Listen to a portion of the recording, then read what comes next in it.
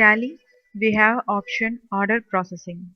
By processing purchase order and sales order, we can find position of the stocks clearly. It means which stock is ordered, how much of stock is delivered to us, how much of stock is delivered by us, and how much of stock is still in pending, and in which period we have to be delivered. Like this, we can find the stock positions clearly. Activities which are done in order processing is not update either in financial records or inventory records, and it will not affect on the both of them. If we want to display order processing, then we have to click on features, inventory features, and give yes for the option allow purchase order processing and allow sales order processing, and finally click on accept.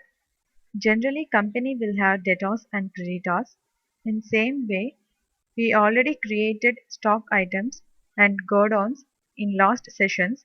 So now we can see how to make order processing. Click on inventory vouchers. Here we can see sales order and purchase order is activate. Now we will see purchase order. Here we have to select creditor's name. I am selecting Prakash Company. If we want, we can fill all these details. Next, I am giving order name O1. Here we have to give item name ceiling fan. Press enter key. Here we have to give due date and then select godown name Beach Street. Quantity is 2 numbers and the rate is 800 rupees. Like this, we have to pass all the details in godowns when we purchased. Next, I am giving credit purchases, and again I am giving another item grinder.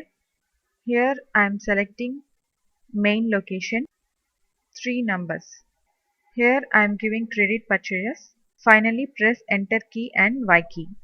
In same way, we can also select sales order. Here I am selecting party name Ram Company and order number is O1. Item name is ceiling fan, and here I am giving godown name Beach Street, 3 numbers, and here we can give due date. From these details we can understand clearly that which item is sold from which godown and on which date. Here I am giving credit sales. Like this, we can enter number of items and finally click on accept. We can see these orders in display menu. So select display day books.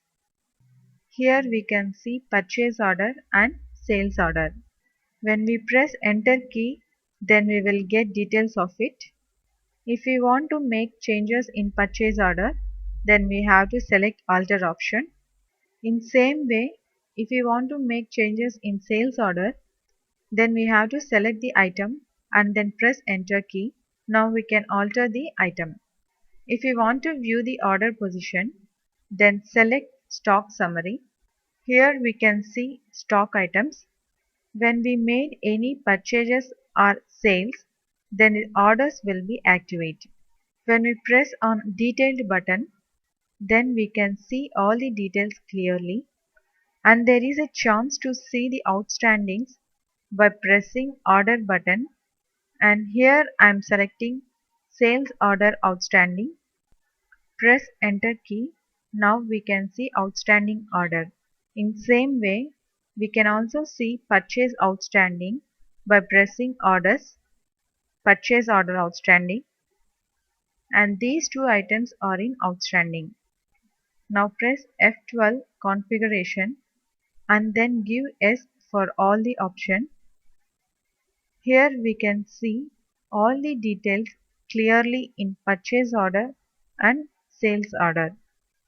Like this, we can see outstandings by pressing order buttons in stock summary, and we will get an idea how to make transactions when we have pendings.